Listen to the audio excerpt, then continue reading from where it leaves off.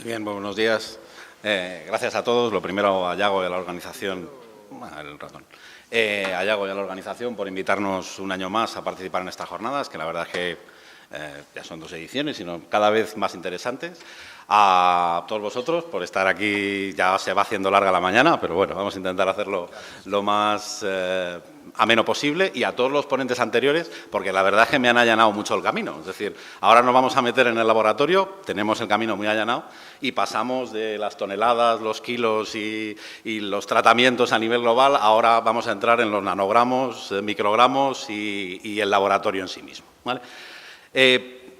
Presentaros un poco la compañía. Yo creo que la mayoría lo conocéis. Bruker somos una compañía de instrumentación analítica que venimos mucho y seguimos en el mundo de la instrumentación, de la instrumentación y de la investigación, y cada vez desarrollamos, digamos, en los últimos años la vocación ha sido desarrollar metodologías muy enfocadas hacia el tema aplicado, donde estamos aquí. Aquí no nos preocupa tanto cómo es la tecnología, sino lo que nos permite hacer desde el punto de vista de los retos que tenemos, en este caso, en el agua y los contaminantes emergentes. Eso, el PowerPoint nos da mucho juego y, como veis, hacemos muchas cosas muy bonitas en el PowerPoint, pero para eso necesitamos realidad, necesitamos un laboratorio, que de hecho tenemos aquí en Madrid, al cual estáis todos invitados, no a la vez, porque no cogemos, pero unos detrás de otros, a visitarlo, donde desarrollamos estas metodologías y las adaptamos a las soluciones que en cada momento nos exige la normativa, nos exige el mercado o nos exige nuestros propios usuarios en muchas ocasiones. No voy a entrar al detalle, pero que sepáis que, digamos, es un poco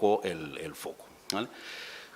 ¿Qué foco desde el punto de vista de instrumentación tenemos? Pues la verdad es que la mayoría de lo que se ha estado hablando a lo largo de toda esta jornada, de toda esta mañana. Por un lado, digamos, tecnologías de masas, de espectrometría de masas, acopladas a gases y a líquidos, orientadas a conocidos.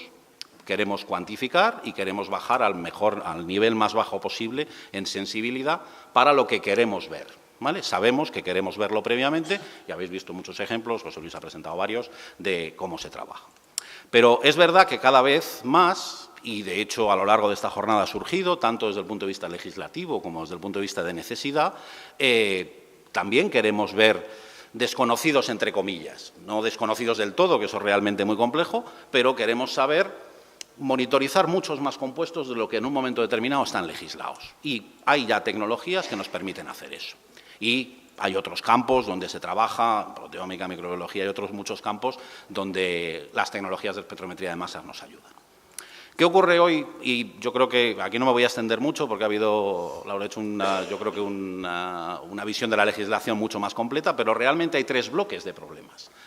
El legislativo, concreto, tenemos que seguir una legislación que tenemos actualmente de aguas superficiales y aguas potables que nos exigen unos compuestos y unos límites de detección que tenemos que cumplir. Por tanto, la misión la tenemos clara. Luego veremos cómo lo hacemos, pero la misión la tenemos clara. Tenemos una lista de observación, ya está desactualizada, actualizada ahora mismo, donde también tenemos una lista de compuestos o de familias de compuestos. Por tanto, es un poco más difusa que la anterior, porque no está tan, pero al menos tenemos una misión clara. Pero luego tenemos lo emergente, y estoy de acuerdo en la definición de preocupación emergente. ¿Y aquí qué vemos? Estoy muy de acuerdo con lo que decían, pero podemos monitorizar 1.500 compuestos, podemos monitorizar 2, ¿qué hacemos? Aquí esto es mucho más difuso y necesitamos herramientas, digamos, más versátiles para poder cubrir esta necesidad.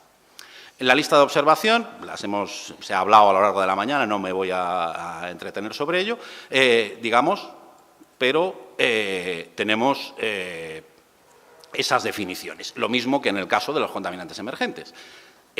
Se ha hablado a lo largo de la mañana, no me voy a extender mucho al respecto, pero es una sustancia que está presente, y un aspecto importante es que en muchos casos lo que nos interesa o lo que nos da toxicidad, decía José Luis antes, no es solo el componente principal o el principio activo previo, sino es su producto, su metabolito o cosas que ni siquiera en este momento conocemos extraordinariamente. Entonces, necesitamos información sobre qué hay en este momento y qué derivados puede haber relacionados con ello. Y es Y necesitamos un enfoque lo más abierto posible. No podemos ir a un compuesto o dos. Tenemos que intentar un enfoque lo más abierto posible. Hay familias, que se ha hablado mucho a lo largo de la mañana, fármacos, todo el tema de productos de higiene personal, que es una preocupación creciente, todo el tema de perfluorados y, de hecho, yo creo que hay muchos más que vamos viendo en función cómo se va trabajando con ello. Por tanto, digamos, hay tres enfoques, ¿vale? Un enfoque muy específico, una legislación que cumplir, unas condiciones. Normalmente, para eso, tenemos a su vez dos grupos de herramientas. Un grupo de herramientas, digamos, de espectrometría de masas, que en este caso hablamos más de triple cuadrúpolo, y han salido múltiples ejemplos, donde la condición es que necesitamos saber previamente qué queremos analizar. Es la herramienta ideal para cumplir legislación. Sabemos los compuestos, sabemos los niveles que tenemos que llegar, es normalmente, de hecho, la herramienta que se utiliza para cumplir legislación, ¿vale? ¿Y qué hacemos para todo el resto? Donde a veces no sabemos ni siquiera qué compuestos queremos saber. A veces, y ha surgido varias veces, y es un campo muy interesante, resulta que la lista de observación cambia 2 años después y tenemos nuevos compuestos. Si hubiera una tecnología que nos permitiera adquirir toda esa información y procesar a posteriori compuestos nuevos, nos abriría un cierto campo, porque nos permitiría reprocesar información anterior. Y si estamos haciendo un estudio sistemático y tenemos a lo largo de los años esa información almacenada, podemos buscar compuestos que antes no estábamos buscando. Hay una tecnología que lo permite y es QTOF en concreto, alta resolución, donde no vamos como antes vamos a ir compuesto a compuesto, pero somos capaces de discernir muchos compuestos en la misma muestra o en el mismo analito. No voy a entrar al detalle de cada una de ellas. Evidentemente, que tenga interés, podemos entrar mucho al detalle. Poniendo una analogía, fuera del laboratorio, un triple cuadrúpolo es un radar de los de pistola de velocidad que sigue un carril. Cualquier coche que vaya por ese carril y se salte la limitación de velocidad, lo vamos a cazar. Tenemos buena sensibilidad, somos capaces de detectarlo, ya aunque vaya a 5 kilómetros por hora por encima del límite establecido. Pero solo vemos ese carril. Si ocurre algo en el carril de al lado o en el sentido contrario, no lo vamos a ver. ¿Qué ocurre con la aproximación, digamos, QTOF o Full Scan o alta resolución? Aquí lo que estamos haciendo es una foto, un satélite que estamos siguiendo todo lo que ocurre en esa carretera. El que podemos fijarnos en el límite de velocidad, pero también podemos fijarnos posteriormente, tratando esa información, en quién está utilizando el móvil o quién no está yendo por su dirección. Y somos capaces de seguir todo lo que ocurre. Esas son, digamos, las dos aproximaciones, útiles ambas en función de lo que vayamos buscando. ¿Vale? Por tanto, voy a ejemplos de cada una de las circunstancias que habíamos visto para ver cómo lo resolvemos.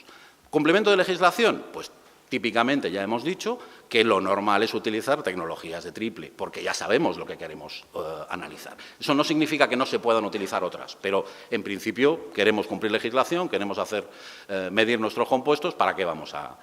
¿Dónde ponemos aquí el foco? En muchos casos en la preparación.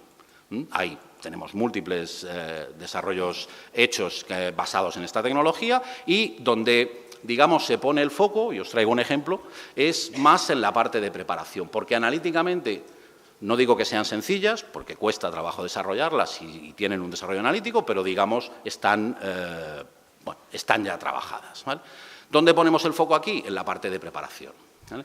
Donde ya se presentó, y se presentó de hecho en la edición pasada de estas jornadas, y la verdad es que está teniendo mucho éxito y mucha implantación por parte de los laboratorios, una metodología muy sencilla de extracción líquido-líquido con microvolúmenes que nos permite, digamos, en unos pasos muy sencillos, asequibles a cualquier laboratorio, poder preparar la muestra para inyectar, especialmente en cromatografía de gases, que sabéis que no podemos inyectar el agua directamente, desgraciadamente, ¿vale? Por tanto, es una metodología muy sencilla que nos permite llegar a niveles de concentración muy bajos y que es muy asequible desde el punto de vista del laboratorio.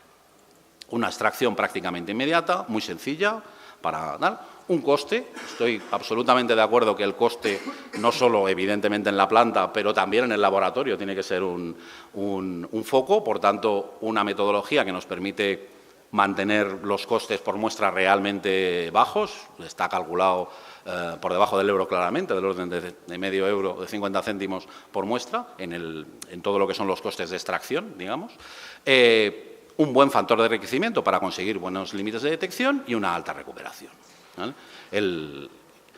Esta metodología la aplicamos a todos los, en este momento, a todos los semivolátiles que pide la legislación, desde el punto de vista tanto de superficiales como de potables, ¿vale? Pero he traído aquí un ejemplo un poco distinto, que sí que es una familia de compuestos regulada que está teniendo muchos problemas desde el punto de vista analítico para desarrollarlos, que son las cloroparafinas, ¿vale? Está regulada, tiene un límite en legislación, que si yo no recuerdo mal eran del orden de 400 nanogramos, lo que había que conseguir, y en cuanto al límite de detección, y es un problema desde el punto de vista analítico porque es una familia de compuestos, no es un único compuesto. Son, de hecho, familias de distintas cadenas hidrocarbonadas con un número alto de cloraciones que nos resulta complejo desde el punto de vista de las metodologías analíticas tradicionales, ¿vale? Ha habido muchos intentos y aquí masas y especialmente de triple cuadrupolo y masas se demuestra como una herramienta muy interesante porque nos permite diferenciar lo que nos pide la legislación, los de cadena corta con los de cadena media, ¿vale? Cubrimos el rango en una calibración perfectamente, el rango que se pide desde el punto de vista de las legislaciones, con el método de extracción que os he comentado y en cada una de las matrices, y tenemos perfectamente separado, al trabajar en masas, el canal específico para la cadena corta y la cadena media y un canal específico para la cadena media. De forma que las calibraciones son independientes del grado de cloración, que es uno de los problemas que aparece en el desarrollo de metodologías. No son cromatogramas bonitos, ¿vale? Esto es real, no es de catálogo, no es de nota de aplicación. Los que tenéis experiencia en cromatografía veis que esto es más bien tirando a feo, pero es lo que realmente sale, ¿vale? Y de hecho, no son picos cromatográficos únicos porque es una familia de compuestos. La vida misma, los que estáis en el laboratorio lo sabéis, que esto es pura realidad, ¿vale? Se llega bien a los niveles que requerimos y hicimos un estudio de linealidad, de linealidad y de distintas matrices, donde la verdad es que la influencia de las distintas matrices con esta metodología de UDROP es bastante baja, con lo cual es bastante reproducible desde el punto de vista de las matrices. La vida misma en los límites de detección, pero todavía en los límites de detección tenemos un pico cromatográfico y podemos estar cómodamente, digamos, por debajo de legislación. Un ejemplo de una metodología analítica compleja que es legislación y que aquí tenemos claro más o menos lo que queremos buscar y los niveles a los que tenemos que llegar desde el punto de vista de la legislación y hacerlo de una manera cómoda y asequible dentro del laboratorio. Pero, como ya hemos visto, tenemos otros problemas o tenemos otras preguntas quizá más estimulantes, porque realmente llegar a ver qué hay y poder buscar compuestos relativamente nuevos es interesante. Y hemos hablado, y se ha hablado a lo largo de la mañana, en muchos casos de cut-off y de alta resolución, ¿vale? Y quería un poco, digamos, resumir por qué hablamos de cut-off y por qué hablamos de, independientemente de gases o líquidos, de masas de alta resolución. Primero, porque mejoramos. Aquí el foco está en la capacidad que tenemos para medir la masa de cada una de las moléculas. Por tanto, estamos mejorando mucho la precisión en la información y la identificación de compuestos, conocidos y desconocidos, ¿vale? Somos capaces de medir, si en un triple típicamente medimos la masa con el número entero, en un cut-off de alta resolución medimos la masa con 3 o 4 decimales. La precisión normalmente en el cuarto decimal, ¿vale? Eso ya nos da una capacidad de información extraordinaria.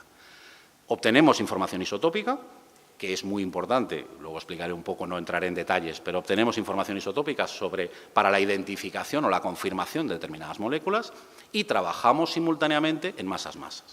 Es decir, mantenemos la información que nos interesa, que teníamos también en el triple. Pero no limitamos la información a eso. Trabajamos tomando como el satélite la foto completa, siempre en full scan y siempre con todo lo que realmente está saliendo de la muestra, adquiriendo toda la información.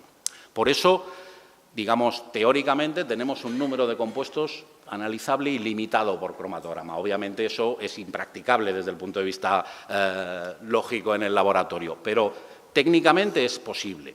A partir de ahí tendremos que de alguna manera limitarlo porque no podemos analizar todo, ¿vale? Pero realmente la información la tenemos de todo. Y nos abre esa puerta al análisis retrospectivo. Hablando del tema de las listas de observación, se abre un campo muy interesante. Es decir, si medimos ahora sobre la lista de observación que tenemos en este momento, dentro de 2 años se cambia, sobre esas mismas medidas, si se han hecho correctamente y se han hecho en un método estándar, podemos perfectamente simplemente meter un compuesto nuevo, reprocesar y vamos a tener la información de lo que había en las muestras anteriores, lo cual es muy interesante. Todos hemos oído hablar del doping y cómo han pillado a un atleta en las Olimpiadas de hace 4 años, porque tal, pues es porque tienen esa información registrada y se puede introducir compuestos nuevos que nos puedan interesar, ¿vale? Ese es un poco el foco. Al final, como todas las tecnologías, tienen sus ventajas y sus inconvenientes. No hay nada perfecto, porque si hubiera algo perfecto todos lo haríamos. Y aquí tenemos, como en todo, 3 características o 3 puntos en los cuales tenemos que elegir, ¿vale? Por un lado, resolución en el ámbito de las masas, es decir, lo que hablábamos antes de que puede tener la 4ª cifra decimal en la medida de la masa. Es algo que evidentemente nos interesa porque nos da selectividad. Por otro, necesitamos sensibilidad. Estamos hablando cada vez que tenemos que bajar más, que los niveles son más bajos, que los compuestos nuevos estamos hablando ya de nanogramos y no de microgramos, es decir, la sensibilidad es algo inherente al análisis en general y especialmente al análisis de aguas. Y necesitamos velocidad, porque la mayoría de estas técnicas se desarrollaron para los químicos orgánicos que sintetizaban sus productos y no tenían un problema de velocidad porque estaban infundiéndolo directamente. Pero cuando lo acoplamos a un gases o a un líquidos, necesitamos velocidad para poder definir bien un pico cromatográfico.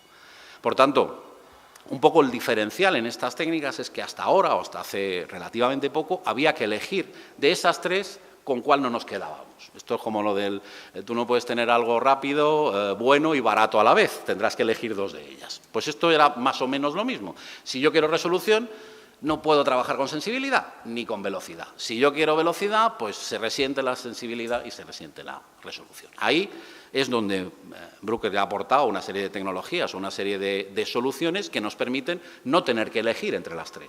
Siempre vamos a trabajar con la máxima resolución, máxima sensibilidad y máxima velocidad. Eso que me abre la puerta a las metodologías analíticas, la puerta realmente a resolver los problemas o algunos de los problemas de los que estamos hablando, ¿vale? Eso es real en este momento. ¿Qué ocurre en un agua? Que todos, o por lo menos la gente que tiene un trabajo mucho con gente de alimentos, con gente de aguas, el que trabaja en alimentos dice, vale, el agua es una matriz muy sencilla, el agua no tiene ningún problema. Vale. Cuando luego entramos al detalle, como ya sabéis, no es exactamente así. Este es un cromatograma de un agua, en principio es un agua de río, tampoco es ni siquiera una residual, ni mucho menos, y este es el perfil de lo que obtenemos simplemente con el FUNScan de lo que estamos viendo. Como veis, realmente un bosque de picos, ¿vale? De compuestos que en principio no sabemos lo que son. Si a este agua de río le añadimos 100 nanogramos, ¿vale? 100 ppts de un mix de plaguicidas sencillo, sabemos los que son en principio, estamos viendo que esos compuestos que están a ese nivel de concentración, fíjate dónde están absolutamente enmascarados o estarían absolutamente enmascarados con otra tecnología debajo de lo que tiene el agua, teóricamente limpia, ¿vale? Por tanto, necesitamos algo que sea capaz de discernirnos lo que nos interesa de lo que no, ¿vale? Queremos obtener toda la información, pero con esa información queremos filtrarla para tener exactamente lo que a nosotros nos interesa. ¿Cómo hacemos eso? En este caso le llamamos target porque vamos a ir a una lista de compuestos concreta, sea legislación, sean compuestos emergentes, sean compuestos que queremos seguir, sea un ejemplo, como José les estaba contando, de resultados de un proyecto, es decir, tenemos una lista de compuestos y queremos de ese bosque de picos que hemos obtenido extraer los que realmente nos interesan. Para eso ya hay, digamos que utilizamos una base de datos, ¿vale? Algo que nos permita, con la información fundamental desde el punto de vista analítico, tiempo de retención, masa exacta, en este caso los iones fragmentos, el perfil isotópico, es decir, toda la información que nos permite confirmar que es un compuesto, que nos lo permita extraer de ese bosque y decirnos si está o no está. Además de eso, lo necesitamos hacer, por supuesto, cuantitativamente y con sensibilidad, ¿vale? Y en el caso de aguas, evidentemente, la sensibilidad es importante. Y ahí, Q-TOF es un poco la diferencia que hay entre triple y Q-TOF, todavía sigue teniendo un cierto déficit de sensibilidad cuando lo comparamos con triple cuádruple.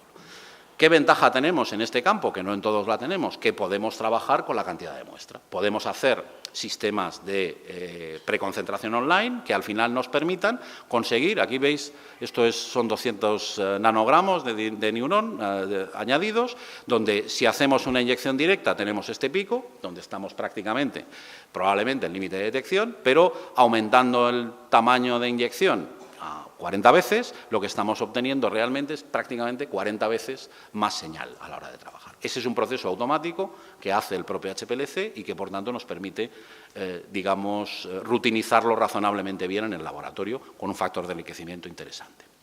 Utilizando y con ese factor de enriquecimiento en mente, algunos ejemplos os voy a enseñar. De sensibilidad, 5 nanogramos, por ejemplo, de PPT de diurón en agua de grifo, ¿vale? No voy a entrar al detalle de lo que significa cada una de las cosas, pero aquí, al final, en esta notación, lo que me indica es, con la fiabilidad que yo identifico o que identifica el sistema, el propio diurón, y aquí tenemos los parámetros de cuantificación simultáneos de ese compuesto. Es decir, aquí estamos haciendo una aproximación identificativa, de screening y absolutamente cuantitativa con nuestra curva de calibración. ¿Qué ocurre? La aproximación cualitativa, tenemos la ventaja de que los patrones son aconsejables, pero no absolutamente imprescindibles. Para la parte cuantitativa, los patrones son absolutamente imprescindibles. Por tanto, digamos, estas herramientas nos permiten una aproximación que cuantifica lo que nos interesa, tenemos nuestras curvas de calibración y nos permite dar, digamos, positivos o findings de compuestos donde a lo mejor ni siquiera tenemos una curva de calibración concreta. Ejemplos que hemos estado viendo de sustancias emergentes, de neonicotinoides en este caso, también 5 PPTs en agua de grifo, el mismo proceso, ¿vale? Y lo mismo en plaguicidas que cada vez se están utilizando más que podemos tener. Como veis, tenemos la curva de calibración y los distintos fragmentos en cada uno de ellos. Hasta ahí hemos visto lo que sabíamos que íbamos a buscar, por una lista, por una...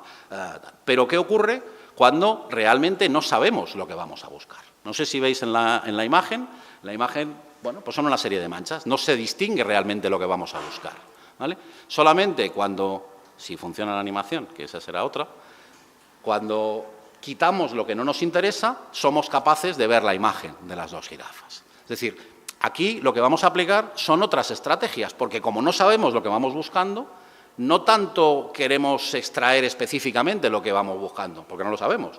Queremos quitar lo que es paja, lo que está en todas las muestras, lo que al final no nos da una información en función de lo que vayamos buscando. ¿Cuál es la aproximación? Buscar diferencias.